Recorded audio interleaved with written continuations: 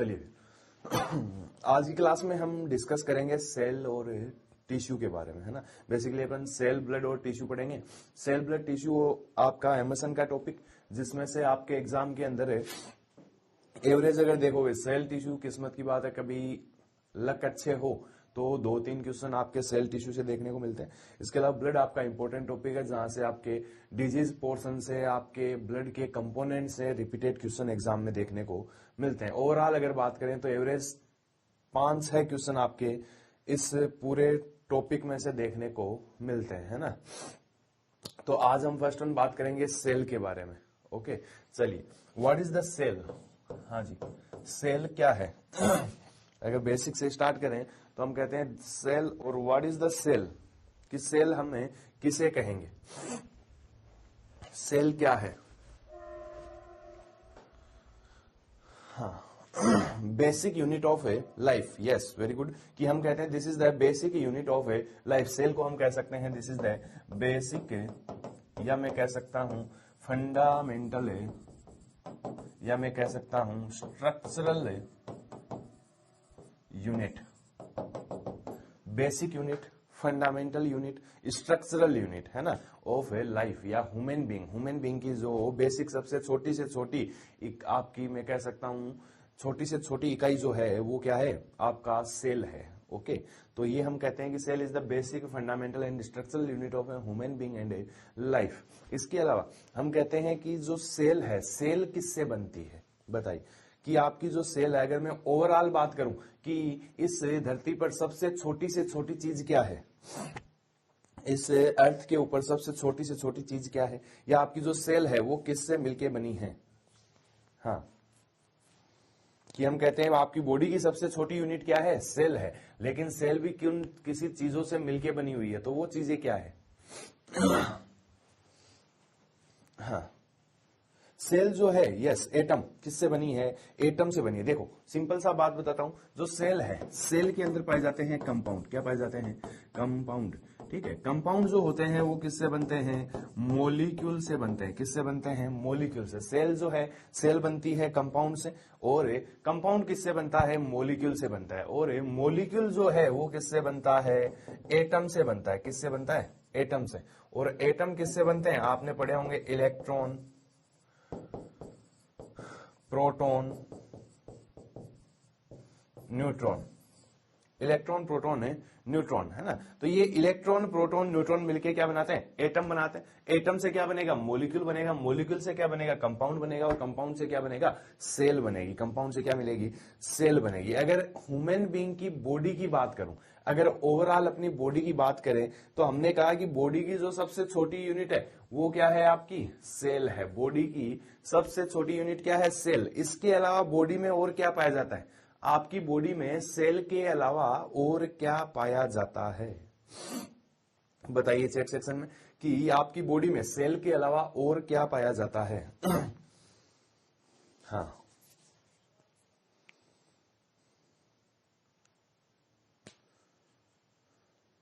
Tissue पाया जाता है।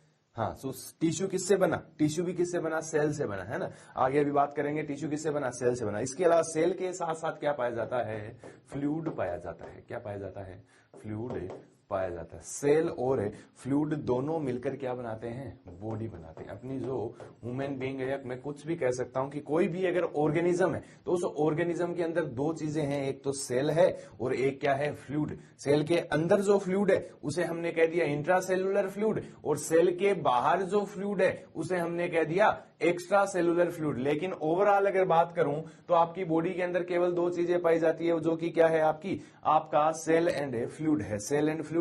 तो अब हमें सेल और फ्लूइड दोनों के बारे में पढ़ेंगे। बॉडी में कितना कितना फ्लूइड होता है। फ्लूइड से आपका एक क्वेश्चन एग्जाम में पक्का देखने को मिलता है ना, कि पर्सन का वेट इतना है तो इसके अंदर कितने लीटर एक्स्ट्रा सेलुलर होगा। पर्सन का वेट इतना है तो इसके अंदर कितने लीटर इंट्रा सेलुलर फ्लूइड होगा। तो ये सारी चीजें हम डिस्कस करने वाले हैं।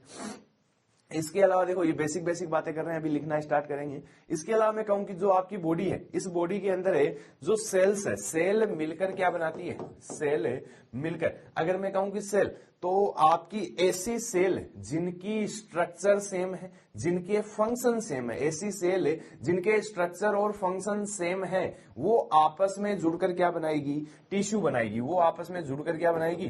टिश्यू बनाएगी, है ना। मैं कहूं कि ऐसी सेल जिनकी स्ट्रक्चर सेम है, जिनके फंक्शन सेम है, वो आपस में जुड़कर क्या बनाएगी? टिश्यू बनाएगी। ऐसे टिश्यू जिनकी स्ट्रक्चर सेम है, फंक्शन सेम है, वो आपस में मिलकर क्या बनाएंगे? ऑर्गन बनाएंगे। आपस में मिलकर क्या बनाएंगे? ऑर्गन। ऐसे टिश्यू जिनकी स्ट्रक्चर और फंक्शन सेम है, उन्होंने ऑर्गन बनाया। इसके बाद में कहूं ऐसे ऑर्गन जिनके फंक्शन सेम है, जैसे मैं कहूं कि अपने रेस्पिरेटरी ऑर्गन, तो इनके सबका एक ही काम है, गैस को अंदर ले जाना, बाहर निकालना, एक्सचेंज करवाना। तो जिनके फंक्शन सेम है, ऐसे ऑर्गन आपस में मिलकर क्या बनाते हैं? सिस्टम बनाते हैं। क्या बनाते हैं? सिस्टम। ओके, यस, है ना, सिस्टम।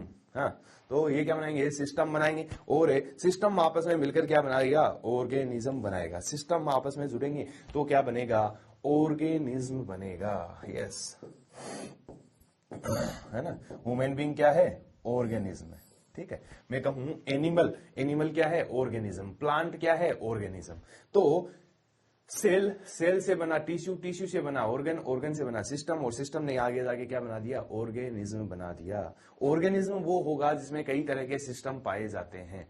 ऑर्गेनिज्म वो होगा जो बहुत सारे काम करेगा, है ना। दो तरह की सेल होती है, एक होती है लाइव सेल और एक होती है डेड सेल। तो लाइव सेल वो होती है जिसके अंदर कुछ कैरेक्टरिस्टिक होते हैं, जिसके कुछ स्पेसिफिक फंक्शन होते हैं, है ना। और डेड सेल वो होती है जो कुछ नहीं करती। अगर मैं कहूं कि यहाँ पे एक सेल पड़ी है ना, ये पेन पड़ा है, ये आज भी ऐसे ही रहेगा, ये आज से 50 साल बाद अगर मैं इसको रख के चला जाऊं तो भी मुझे इसी कंडीशन में मिलेगा, तो ये क्या है? डेड सेल है ना। लेकिन अगर मैं कहूं, या मैं कह सकता हूं दिस इज ऑब्जेक्ट, अगर मैं कहूं कि मैं किसी सेल को देख के गया, आज देख के गया, वापस जब आया तो पता चला कि यहां पर सेल की लाइन लगी पड़ी है ना। इसने क्या कर लिया? रिप्रोडक्शन कर लिया, है ना, इसने अपनी ग्रोथ कर ली, तो वो क्या होगी? लाइव सेल होगी। वो क्या होगी? Live cell. तो इसके बेसिस पे हम लाइव सेल और डेड सेल को अलग अलग कैरेक्टराइज करते हैं। सिंपली अगर यहां तक की बात करूं तो हमने कहा कि डेफिनेशन ऑफ सेल, है ना, डेफिनेशन ऑफ सेल हम क्या कह सकते हैं? सेल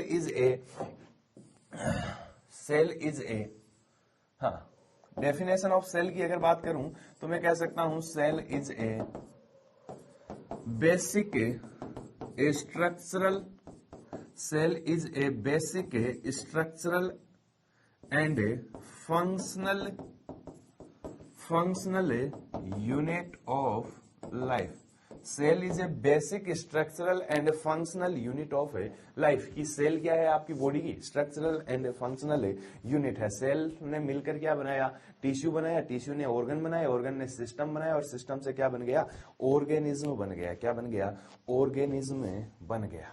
अगर मैं ऑर्गेनिज्म की डेफिनेशन की बात करूं कि ऑर्गेनिज्म किसे कहेंगे, है ना, तो ऑर्गेनिज्म की डेफिनेशन बच्चों अपन ये कह सकते हैं, एनीथिंग ऑर्गेनिज्म। ऑर्गेनिज्म हम कह सकते हैं anything which fulfil the characteristic of living.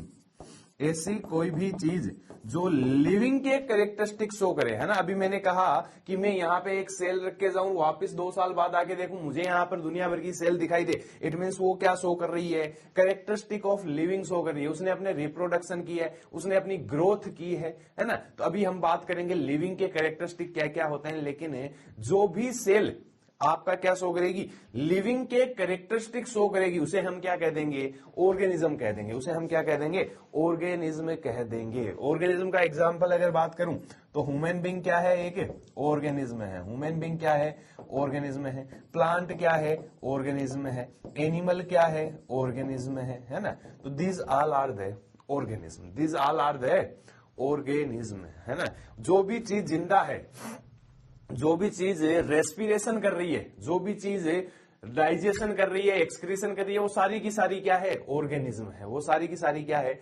Organism है। और ऑर्गेनिज्म किससे बना है? ऑर्गेनिज्म बना है सिस्टम से। सिस्टम बना किससे? टिश्यू, ऑर्गन से। ऑर्गन किससे बने? टिश्यू से। और टिश्यू किससे बना? सेल से बना। टिश्यू किससे बना? सेल से बना। तो cell is the basic unit of a life. Cell is the basic unit of a life. चलो हम बात करते हैं कैरेक्टरिस्टिक ऑफ ऑर्गेनिज्म, या मैं कह सकता हूं कैरेक्टरिस्टिक ऑफ लिविंग, कि अगर कोई बंदा जिंदा है तो जिंदा होने के क्या क्या कैरेक्टरिस्टिक होंगे। बच्चों, जिंदा होने के क्या क्या कैरेक्टरिस्टिक होंगे। कैरेक्टरिस्टिक ऑफ लिविंग, कि अगर कोई चीज जिंदा है तो इस जिंदा होने वाली चीज का क्या क्या कैरेक्टरिस्टिक है, बताओ क्या क्या कैरेक्टरिस्टिक होंगे। अगर कोई सेल है, लाइव सेल है, अगर कोई सेल जिंदा है तो इस जिंदा सेल के कैरेक्टरिस्टिक क्या क्या होंगे। हाँ जी,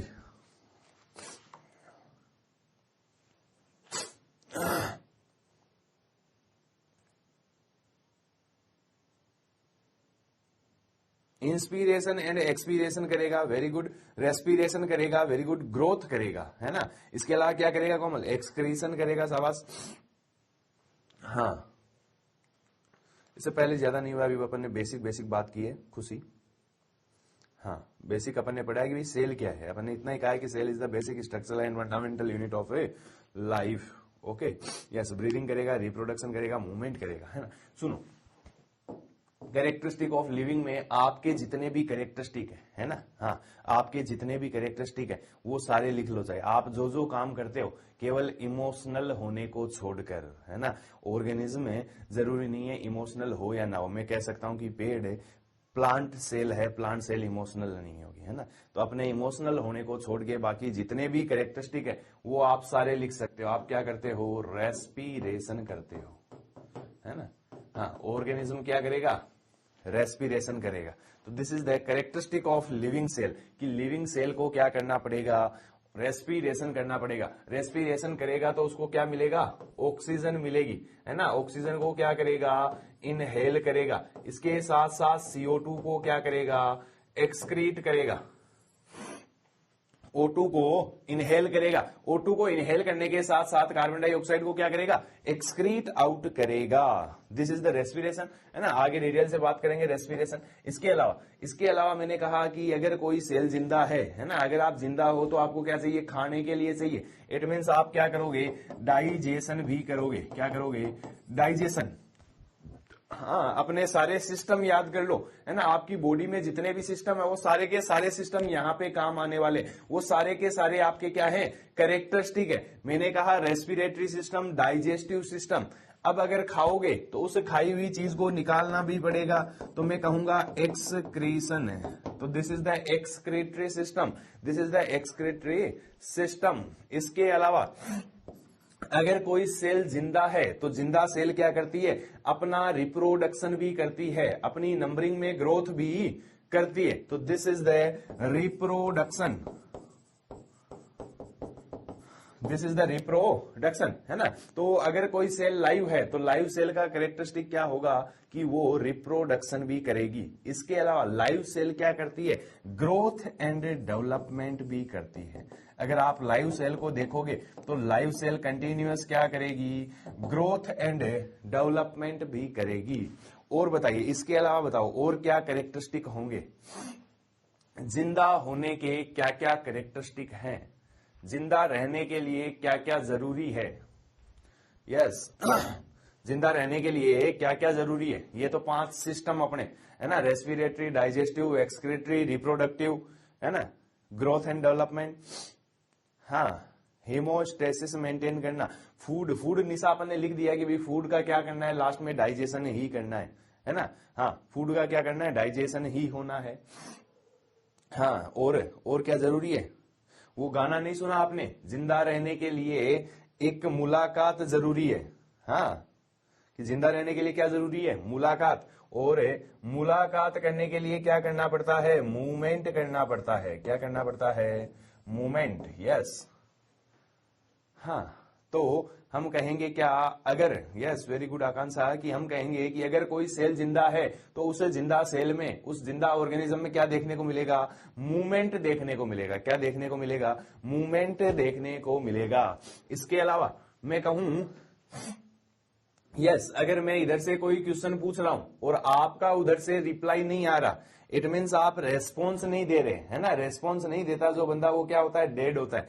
वो क्या होता है, डेड। यस। तो अगर कोई सेल जिंदा है, कोई पर्सन जिंदा है, तो उसका क्या आना चाहिए, रेस्पॉन्स भी आना चाहिए। अगर आपकी तरफ कोई से पेन फेंके, तुरंत आप क्या कर दोगे, उसको साइड में कर दोगे। ये क्या है, रेस्पॉन्स है। तो मैं कहता हूं कि एक इसका कैरेक्टरिस्टिक मैं कह सकता हूं, रेस्पॉन्स टू स्टिमुलाई।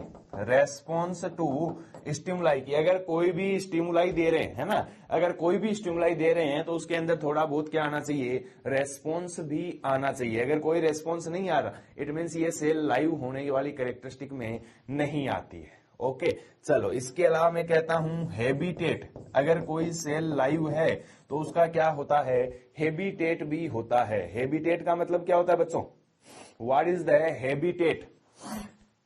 हाँ, व्हाट इज द हैबिटेट।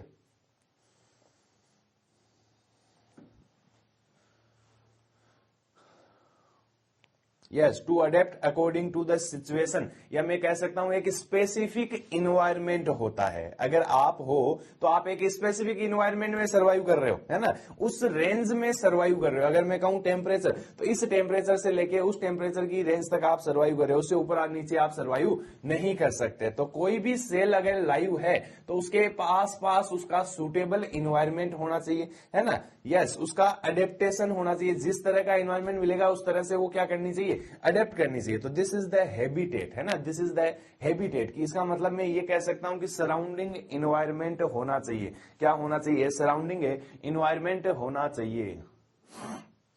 चलो, रेस्पिरेशन, डाइजेशन, एक्सक्रीशन। हाँ, एक होता है प्रेजेंस, कि अगर कोई सेल जिंदा है ना, जिंदा हो तो जिंदा नजर आना जरूरी है। हाँ, जिंदा हो तो जिंदा नजर आना जरूरी है। सुना है कि नहीं सुना। तो yes, this is the presence. तो अगर कोई सेल लाइव है तो लाइव सेल है, प्रेजेंस भी शो करनी चाहिए, है ना, अपनी प्रेजेंस भी शो करनी चाहिए।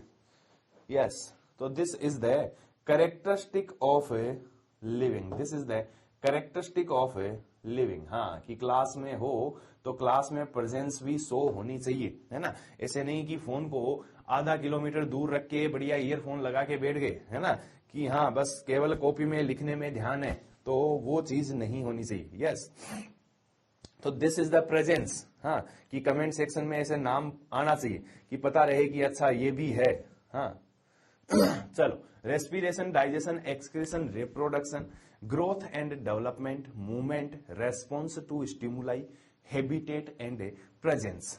ओके, हाँ, इससे पहले मुस्कान है, इससे पहले अपन ने पढ़ा है क्या, ये ठीक है, इससे पहले अपन ने पढ़ा है कि आपकी जो सेल होती है, चलो स्क्रीनशॉट ले लो जल्दी। हाँ, जो लेट ज्वाइन किया जिन्होंने वो स्क्रीनशॉट ले लो।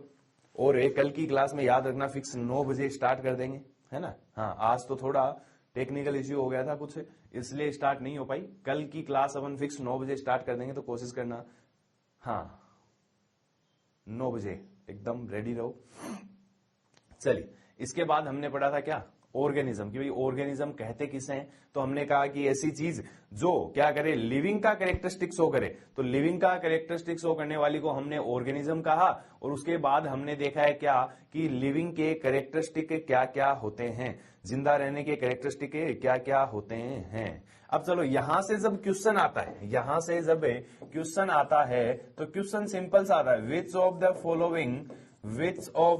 Following is not a characteristic of living, which of the following is not a characteristic of living। इनमें से जिंदा रहने का कैरेक्टरिस्टिक कौन सा नहीं है, इनमें से जिंदा रहने का कैरेक्टरिस्टिक कौन सा नहीं है, है ना। तो हमें बेसिकली ये पता होना चाहिए कि जिंदा होने के कैरेक्टरिस्टिक कौन कौन से हैं, है ना, कि लिविंग के कैरेक्टरिस्टिक कौन कौन से हैं। तो अगर ये नॉर्मल हमें पता है तो अब नॉर्मल इनमें से कौन सा नहीं है वो हम अपने आप बता देंगे। तो आपके सारे सिस्टम याद कर लेना कि बस ये जो जो अपने सिस्टम है वही एक ऑर्गेनिज्म के क्या है, कैरेक्टरिस्टिक है। चलो,